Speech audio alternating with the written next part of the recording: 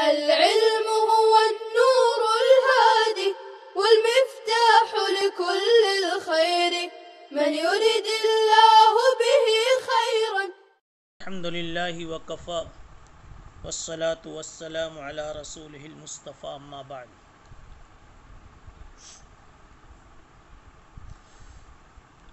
لقد امر امرو ابن ابی کبشۃ انہ یخافہ ملک بنی الاصفر. ابو سفیان کہنے لگے کہ ہم کو ہرقل کے دربار سے نکال دیا گیا، باہر کر دیا گیا. ابو سفیان جب باہر کر دیے گئے تو ابو سفیان نے کہا کہ دیکھو، اپنے ساتھیوں سے کہا، ابن ابی کبشہ کا معاملہ کتنا مضبوط ہو گیا، کس قدر تیز رفتاری سے آگے بڑھ گیا کہ آج بنو الاصفر کا بادشاہ بھی اس سے ڈرتا ہے. بنو الاصفر سے مراد رومی لوگ، رومیوں کا بادشاہ یعنی ہرقل بھی محمد رسول اللہ صلی اللہ علیہ وسلم سے ڈر رہا ہے.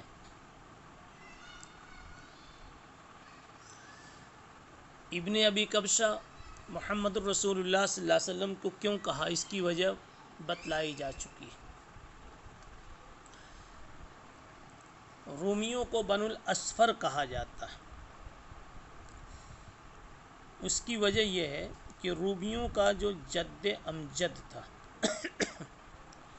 روم ابن عیس، اسی کا لقب تھا اصفر.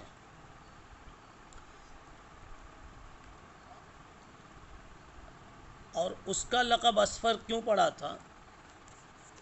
اس وجہ سے کہ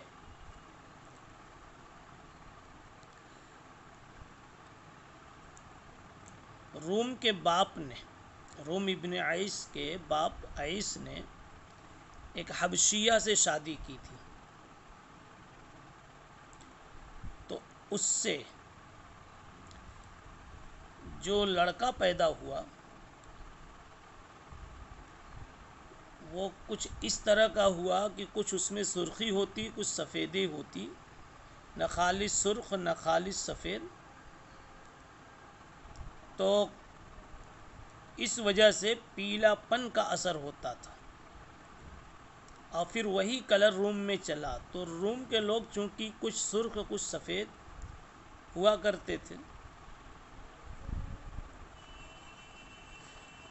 اور ان کا کلر گندمی رنگ تھا، اس وجہ سے ان کو اصفر کہا جانے لگا، اور اولاد کو بنو الاصفر. حاصل کلام یہ ہے کہ رومی بنو الاصفر سے مراد رومی لوگ ہیں. اب دیکھیے آگے، فما زلت موقنا انہ سیظہر علی سیظہر حتی ادخل اللہ علی الاسلام.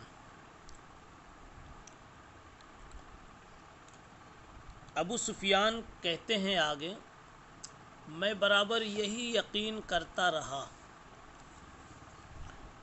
کہ یہ دین غالب آ کر رہے گا. سیظہر، برابر میرا دل یہ کہتا رہا کہ یہ دین غالب ہو کر رہے گا، یہاں تک کہ وہ دن آ گیا کہ اللہ نے میرے اوپر اسلام کو غلبہ دے دیا اور مجھے اسلام میں داخل کر دیا.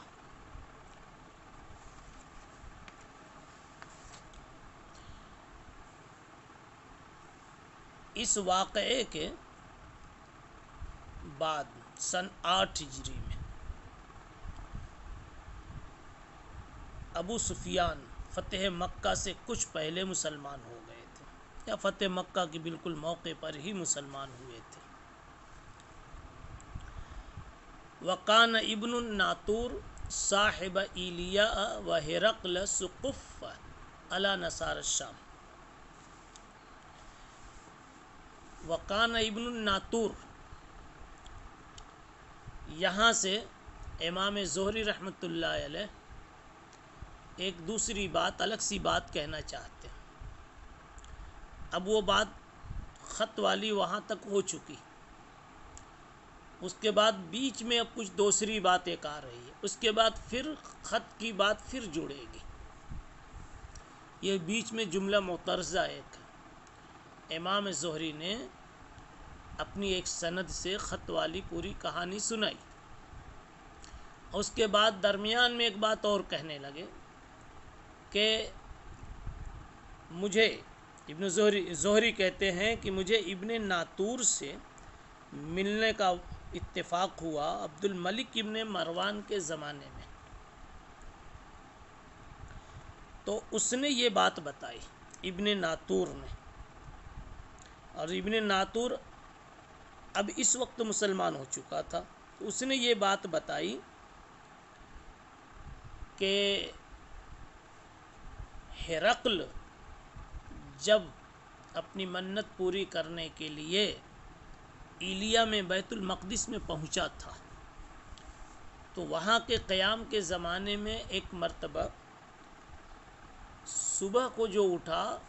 تو بہت بے موڈ تھا، ہم نے اس کو اس قدر بد مزاج، بے مزاج اور بے موڈ پا کر کے کہا کیا بات ہے کہ آج ہم آپ کی حالت کچھ بدلی دیکھ رہے ہیں۔ یہ ابن ناطور کہانی سنا رہے کہ ہم نے یہ پوچھا، کس نے پوچھا؟ اس وقت وہاں کچھ چودھری لوگ تھے، درباری بڑے بڑے علماء تھے، ان میں سے کسی نے پوچھا کہ ہم آپ کی حالت بدلی دیکھ رہے ہیں، کوئی خاص بات ہے؟ اب ابن ناطور کہتے ہیں کہ ایک خاص بات یہ ہوئی تھی کہ ہرقل ستاروں میں غور کرنے کا عادی تھا، اور اس کے علاوہ یہ کہ وہ حذا تھا، یعنی کاہن تھا، یعنی کہانت کی لائن کا بھی علم تھا اور نجوم کی لائن کا بھی علم تھا۔ تو اس نے اپنے ان دو راستوں سے کچھ ایسا نتیجہ نکالا تھا جس سے وہ غمگین تھا۔ چنانچہ ابن ناطور کہتے ہیں کہ اس نے کبھی ستاروں میں اچھی طرح سے غور کیا تھا،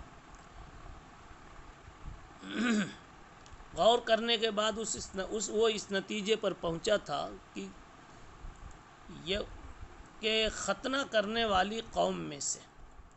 کوئی شخص ایسا پیدا ہوگا جس کے ہاتھ سے میری حکومت جائے گی۔ اس کی وجہ سے اس کو غم تھا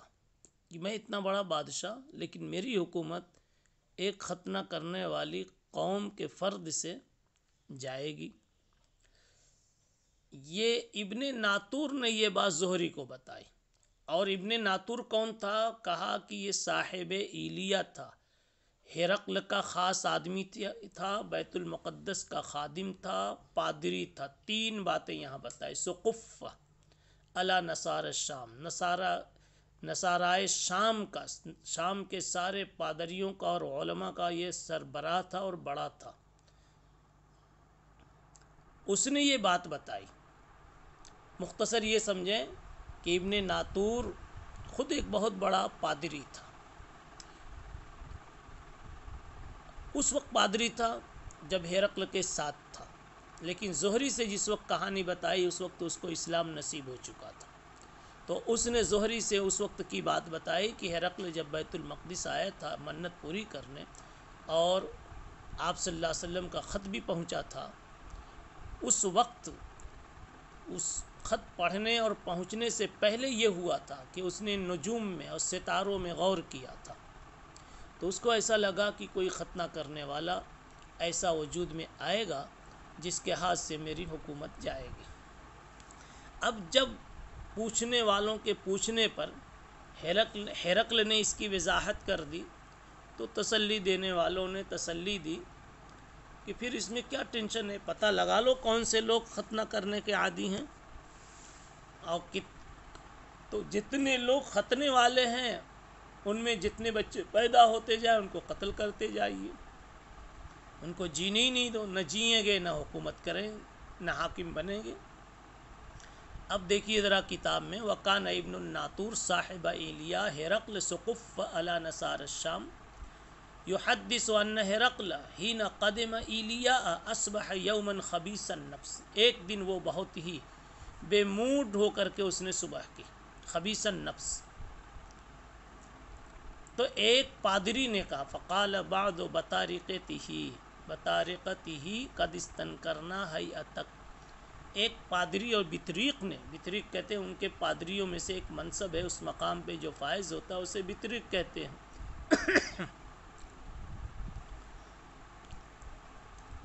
کہا قد استنکرنا ہیئتک، ہم آپ کی حالت بدلی بدلی پا رہے ہیں۔ ابن ناطور نے کہا کہ ہرقل کاہن تھا، نجوم میں غور و فکر کرتا تھا، تو اس نے جواب دیا لوگوں کو، جب لوگوں نے یہ سوال کیا، کہا کہ میں نے رات میں خواب میں دیکھا، میں نے رات میں ستاروں میں دیکھا ختنے والے بادشاہ کو کہ وہ غالب آ چکا ہے، فمن یختتن من هذه الامہ، اس وقت کے لوگوں میں کون لوگ ختنہ کرتے ہیں؟ بتایا گیا کہ صرف ایک قوم ہے، قوم یہود ختنہ کرتی ہے، فلا یہمنک شأنہ، اس لیے آپ زیادہ ٹینشن نہ لیں، بے فکر رہیں، یہود کی یہ قوم کیا آپ کا کر لے گی، آپ اتنی بڑی طاقت کے بادشاہت کے مالک ہیں۔ اور ایک مشورہ دیا، وَاکْتُبْ إِلَىٰ مَدَائِنِ مُلْکِكَ فَلْيَقْتُلُوا مَنْ فِيهِمْ، اور آپ اپنے ملک کے گورنروں کو، مختلف شہروں کے ذمہ داروں کو لکھ ڈالیں، حکم دے دیں کہ وہ ان تمام کو قتل کر ڈالیں جو ان کے شہروں میں یہودی رہتے ہیں۔ فَبَيْنَاهُمْ عَلَىٰ أَمْرِهِمْ، ابھی یہی سب چل رہا تھا، قتل کا نظام چل رہا تھا کہ ہرقل کے پاس ایک آدمی کو لایا گیا، ہرقل کے پاس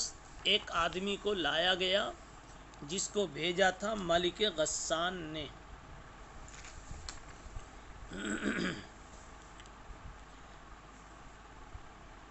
جس کو بھیجا تھا ملک غسان نے، یعنی ابھی ہرقل وہیں ایلیا میں تھا، یہ مسئلہ زیر بحث تھا، اور ختنہ کرنے والے یہودیوں کو قتل کرنے کا کیا راستہ تلاش کیا جائے، یہ سب باتیں ابھی چالو تھیں۔ اتنی ہی میں غسان کے بادشاہ نے ہرقل کے پاس ایک آدمی بھیجا، اسے ہرقل کے پاس لایا گیا۔ اب جب یہ آدمی پہنچا ہے تو اس نے حضور پاک صلی اللہ علیہ وسلم کی باتیں کچھ بتائی کہ عرب میں ایک ایسے صاحب پیدا ہوئے ہیں جو اپنے نبی ہونے کا دعویٰ کرتے ہیں اور لوگوں کو اسلام کی طرف بلاتے ہیں،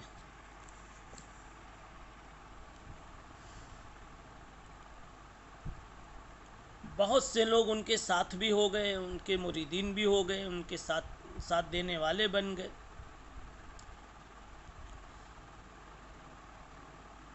فقال لهم حين سألها، دیکھیے فرمایا وقت فبیناہم علی امرہم اتی ہرقل، ابھی اسی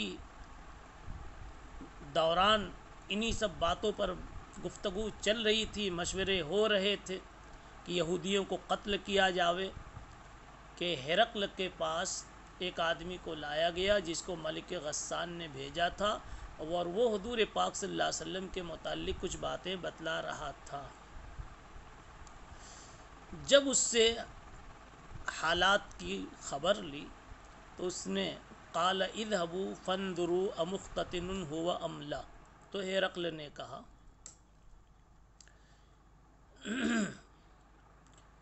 کہ جاؤ دیکھو اس آدمی کی بھی تحقیق کرو کہ اس کی بھی ختنہ ہوئی ہے کہ نہیں، تو لوگوں نے دیکھ کے بتایا اس کی ختنہ ہوئی ہے۔ وَسَأَلَهُ عَنِ الْعَرَبِ، پوچھا اچھا عرب والے ختنہ کرتے ہیں کہ نہیں؟ تو اس آدمی نے کہا ہم یختتنون، وہ بھی ختنہ کرتے ہیں۔ تو ہرقل نے کہہ دیا ہادہ ملک ہادہ الامہ، کہ یہ غسانی جس کے متعلق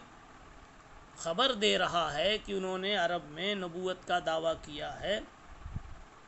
یہی شخص عرب میں نبوت کا دعویٰ کرنے والا یہی اس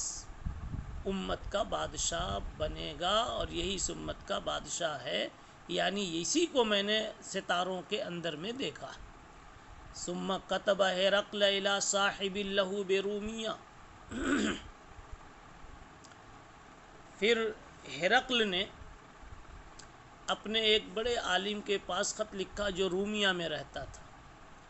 اور وہ علم میں اسی جیسا تھا۔ وسار ہرقل الی حمص، اور ہرقل وہاں سے حمص چلا گیا، یہ ملک شام میں ایک شہر ہے، اور وہیں ہرقل پڑا رہا یہاں تک کہ اس بڑے عالم کی طرف سے خط کا جواب آیا، اور اس نے ہرقل کی رائے سے اتفاق کیا تھا اس بات پر کہ واقعی وہ آخری نبی ظاہر ہونے والے ہیں اور وہی نبی بننے والے ہیں، اور وہ نبی ہیں جس کا اس غسانی نے یا ملک غسان کے فرستادہ نے، قاصد نے جس کی خبر دی تھی۔ اب یہ بیچ میں اتنی بات آئی تھی، یہ سب صورت حال تھی، اور انہی صورت حال میں رسول اللہ صلی اللہ علیہ وسلم کا خط پہنچا تھا۔ پھر اس خط کی تصدیق کے لیے ابو سفیان کو بلایا گیا۔ تو اب عبارت جو ہے نا تھوڑی سی آگے پیچھے، تو اس طرح کہیں گے کہ یہ کانا ابن الناطور والا ٹکڑا یہ سب سے پہلے آپ رکھ لیجئے کہ ہرقل جو ہے منت کی تکمیل کے لیے بیت المقدس پہنچا،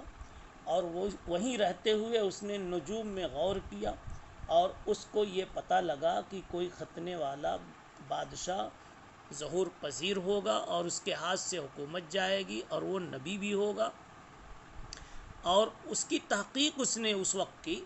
اور اسی زمانے میں پھر دحیہ کلبی خط لے کر کے پہنچے۔ پھر ابو سفیان کو بلایا، اور ابو سفیان نے تصدیق کی، اس کے نتیجے میں اس نے جو تبصرہ کرنا تھا تبصرہ کیا، اور یہ کہا کہ میں اگر ان کے پاس میں ہوتا تو پاؤں دھوتا، اور جا کر ملنا ممکن ہوتا تو جا کر ملتا۔ اب اسی کے ساتھ ایک کڑی اب یہاں کے جوڑیے کہ وہ فَأَذِنَ هِرَقْلُ لِعُظَمَاءِ الرُّومِ فِي تَذْكِرَةٍ لَهُ بِحِمْص۔ ہرقل نے ایک بڑے سے محل میں عظماء روم کو بلایا، روم کے بڑے بڑے با اثر لوگوں کو اور اہل علم کو بلایا اسی حمص میں جہاں اس کا قیام تھا، اور پھر اس حال کا دروازہ بند کر دیا گیا، اور خود ایک اوپر کی جگہ کانچ کا اس نے ایک روم بنا لیا، اوپر چڑھ کر کے اس نے دروازہ بند کر کے منہ نکال کر کے چہرہ باہر کر کے بات کی، اور کہا یا معاشر الروم، اے رومیو، هل لکم فی الفلاح والرشد، تم کو فلاح اور رشد اگر مطلوب ہو، وَأَن يَثْبُتَ مُلْكُكُمْ فَتَبَايَعُوا هَذَا النَّبِيَّ، اور تمہاری حکومت کا بقا اگر مطلوب ہے تو اس نبی کے ہاتھ پہ بیعت کر لو جس کا خط آیا ہے۔ جب اتنا کہا فَحَاسُوا حَيْسَةَ حُمُرِ الْوَحْشِ، گدھوں کے بدکنے کی طرح، کودنے کی طرح سب کودنے لگے، دروازوں کے پار آ کر پھڑکنے لگے، یعنی گویا مارنے تک کے لیے تیار ہو گئے، لیکن دروازے کو بند پایا۔ فَلَمَّا رَأَى هِرَقْلُ نَفْرَتَهُمْ، جب ہرقل نے ان کا یہ حال نفرت کا دیکھا تو پھر اور ان کے ایمان سے وہ مایوس ہو گیا، تو کہا بھائی سب کو پھر واپس جمع کرو۔ واپس جمع کیا گیا، اور اس نے پھر اپنی یہ معذرت رکھی، جھوٹا ایک پیترا چلا، وہ جھوٹی ایک بات رکھی کہ میں نے تمہارے سامنے یہ بات کہی تھی تم کو آزمانے کے لیے، ورنہ میں بدلنے والا نہیں ہوں۔ تم کنتو قلتو مقالتی آنفا اختبر بها شدتکم علی دینکم، تمہاری دین کی پختگی کو آزمانے کے لیے میں نے یہ سب کیا تھا۔ فقد رأیت، میں نے دیکھ لیا فسجدوا لہ ورضوا عنہ، سب پھر خوش ہو گئے اس سے اور اس کے سامنے سجدے میں گر گئے، سجدے تعظیمی بجا لائے، اور پھر فرماتے ہیں کہ یہی ہرقل کے قصے کا آخری انجام رہا، یعنی کہ وہ مسلمان نہیں ہوا۔ قال ابو عبداللہ سے ایک مطابت ہے، اس کو پھر بعد میں دیکھ لیں گے۔ بہرحال یہ خلاصہ اس کا مکمل ہو گیا، اس کو بھی دیکھ ہی لیجیے۔ قال ابو عبداللہ رواہ صالح ابن کیسان و یونس و معمر عن الزہری، زہری سے